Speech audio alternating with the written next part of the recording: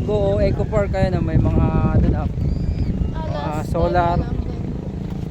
Lalo maganda dito kapag hapon tsaka maggagabi yan. Ngayon kasi medyo tanghali na kami pumunta, kaya mainit na. Maganda sana kung maagang maaga. Pero ano naman yung hangin, malakas naman yung hangin, kaya lang init lang. Sana. Ito yung ano, sinasabi nilang Baywalk. Ayan, ang ganda niya, no? Baywalk, ayan. Malaki ng alon, no? Woo! Woo! Tuwa si Daddy, oh, nakarating din, oh. Oo nga, no? Oo nga pala nung... Daddy, nakarating. Last time di siya nakapunta kami lang nalamamatay. Hanggang doon lang kami nag-ano. Oo nga, punta ako nakapunta doon. Uwi ka na. Ayan, talaki ng hali. Malaki na nakakatakot. Nakakategod. Nakakategod. Lakas na nga doon. Pero mababaw pa dyan kasi kulay brown pa. Kaya pag makikita mo yung blue na yan, yan. Dyan na yung malalim. Tignan mo yung mga bata nandun. Tignan mo. Hindi kasi malakas yung Woo! Welcome to Eco Park, Agoo La Union. madalas. Nagkaganon si Daddy, nahulog yung ano.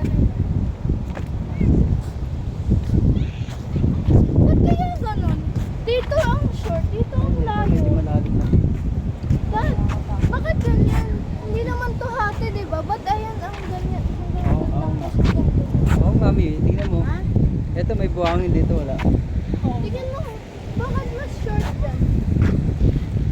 Kaya, tatanong ko sa Leke.